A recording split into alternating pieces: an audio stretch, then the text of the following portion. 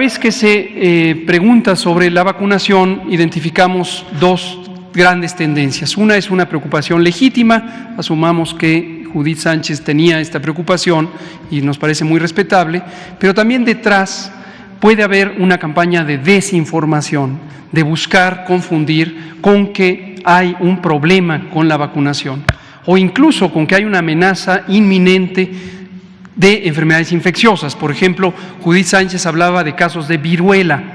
No hay casos de viruela en ninguna parte del mundo. La viruela fue erradicada en 1977. Es la única enfermedad humana infecciosa que ha sido erradicada por acción de la salud pública.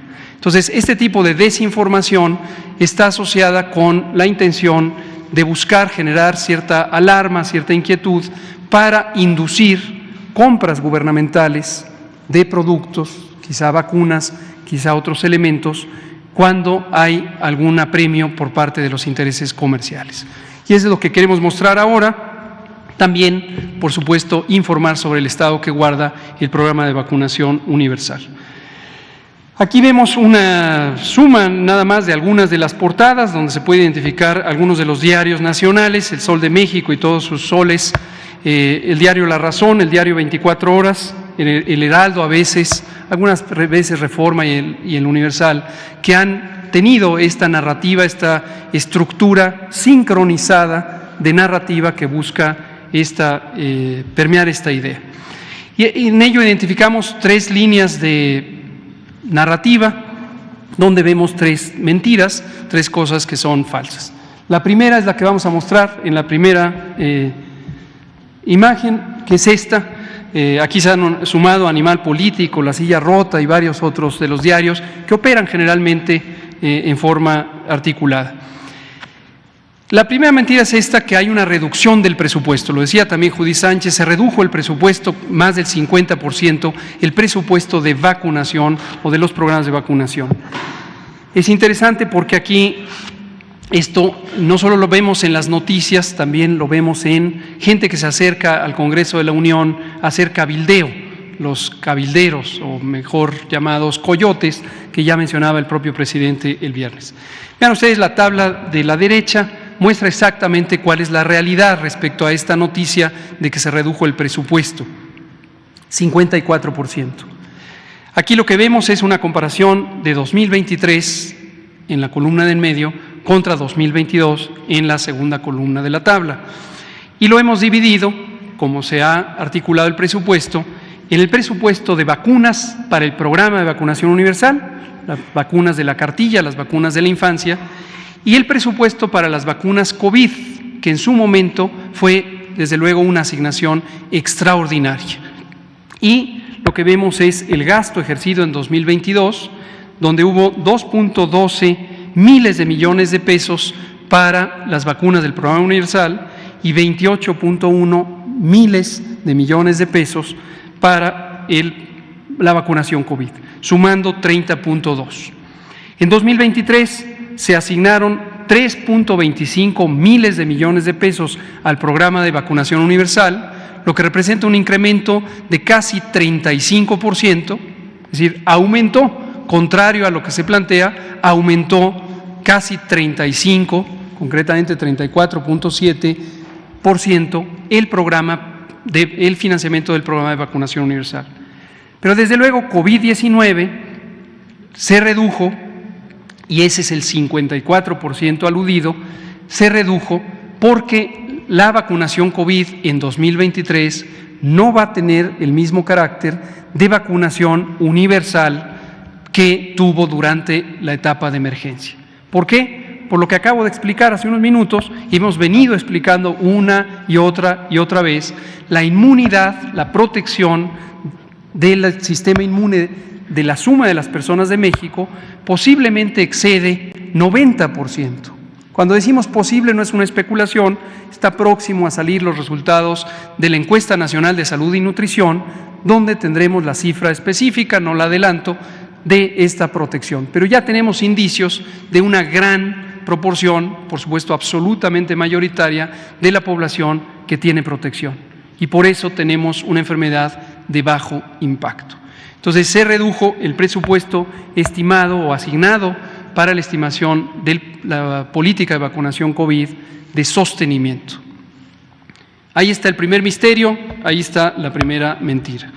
Lo segundo, si me pasa en la que sigue, es la idea de que hay menos vacunas, de que ahora se adquieren menos vacunas que en sexenios pasados. Algunas personas incluso dicen la época de oro del programa de vacunación universal que destruyeron en este sexenio. Y todo es parte de una narrativa construida. Lo que hemos tomado aquí en esta gráfica, por supuesto la información pública está disponible de sexenios anteriores, pero es el sexenio inmediato anterior, 2012-2018, y lo que va de este sexenio. Y pueden ver ustedes que la cantidad de vacunas, ahí está en millones de dosis adquiridas, fluctúa de año a año. No es inusual que algunos años se compren más que en otros años. ¿Por qué razón? Porque los excedentes de un año se pueden todavía usar en el siguiente año. Las vacunas se compran generalmente con periodos de caducidad largos cuando se trata del programa de vacunación rutinario. Y en este sexenio hemos tenido un abasto de vacunas muy semejante a lo que se solía tener. Desde luego siempre se ajusta por el tamaño creciente de la población y la cantidad no ha variado. Las fluctuaciones entre años tienen que ver con eso. Como se ve, en 2020 se tuvo una previsión anticipada que permitió mantener vacunas para 2021.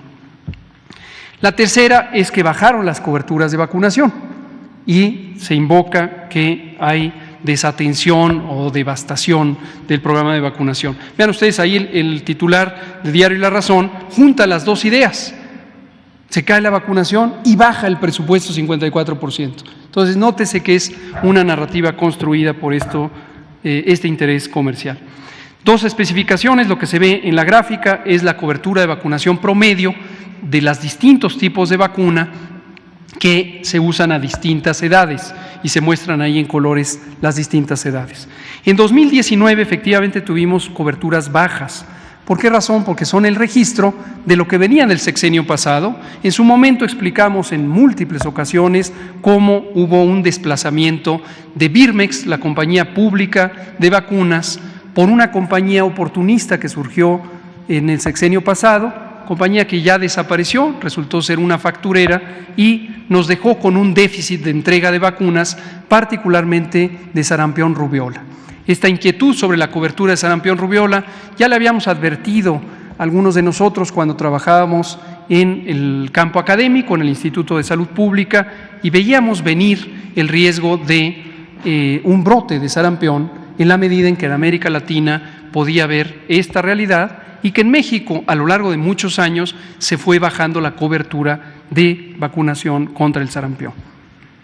En 2020, naturalmente, la pandemia redujo la cercanía, el acercamiento de la población hacia los centros de vacunación y esta vacunación se empezó a recuperar en 2021. Las cifras de 2022 que se ven ahí, desde luego, son preliminares y no reflejan todavía la totalidad de lo logrado durante el año. Termino comentando qué hicimos respecto a lo que se venía identificando como una erosión del programa de vacunación en los sexenios previos, en particular sarampión y rubiola. Identificamos, si nos pasan la siguiente, los escenarios que se ven en el lado izquierdo, y quiero destacar el primero. En 2019 tuvimos un pequeño brote de 20 casos de sarampión. Mayormente fue casos importados, pero después hubo transmisión doméstica. 95% de estos casos debieron haberse vacunado en sexenios previos. ¿Por qué lo sabemos? Por su edad. La vacuna contra el sarampión se pone al año de vida. Y estas personas tenían entre 2 a 55 años de vida, lo que habla de una falla vacunal en los sexenios previos. Pero después, en 2020, tuvimos un brote bastante más grande, más de 220 personas que tuvieron sarampión. Todo esto también de manera importada en la medida en que en América Latina, en particular en Sudamérica, se ha reemergido el sarampión. Y 68% de los casos debieron haberse vacunado en sexenios previos. Lo mismo lo sabemos por la edad. Esto no es nuevo, esto lo informamos en su momento e hicimos público el estudio de brote. En fin, luego tuvimos otras condiciones. Durante la pandemia, obviamente, hubo déficit en la producción de vacunas. De la vacuna de VPH, 2 empresas farmacéuticas mayores, Glaxo y Merck, en cierta manera se conglomeraron. Glaxo dejó de producir vacuna de VPH, alertó que no iba a tener vacunas durante 2 años, ni para México ni para muchos otros países, y no pudimos tener vacuna de VPH. Entonces, lo que hicimos en respuesta es una cosa que se llama campañas de recuperación de cobertura. Esta es una estrategia de la salud pública que inventaron los cubanos en los años 60 y que ha sido adoptada en todo el mundo. Es un gran acierto de la medicina y la salud pública cubanas. Hicimos la misma práctica y entonces son campañas intensivas, donde no hay un calendario específico, sino se va buscando a la población. 3 vacunas en particular: rubiola, sarampión y rubiola, sarampión, parotiditis. La segunda, la vacuna hexavalente, ahí está la lista de enfermedades para las que protege, incluido poliomielitis, donde efectivamente en otros países, como en Estados Unidos, ha presentado casos de poliomielitis, lo cual es una reemergencia de la poliomielitis en el continente. Y VPH. Los resultados en la siguiente imagen: más de 8 millones de dosis de sarampión rubiola, seguidas de 1,5 millones de sarampión rubiola parotiditis, la triple viral, en 2021. En 2022, casi 2 millones de la vacuna hexavalente. Estas, insisto, son de recuperación, adicionales a las que se van poniendo en el día con día a los niños que llegan a la edad. Y finalmente VPH, el programa, como lo anunciamos aquí, inició el 3 de noviembre del año pasado y continuará hasta que se complete la meta de 2.2 millones de dosis, millones de personas vacunadas contra el VPH, 1.4 millones hasta el momento. Y ya, esa es la información. Y al final tenemos algunas imágenes, por supuesto hay evidencia tanto documental como gráfica.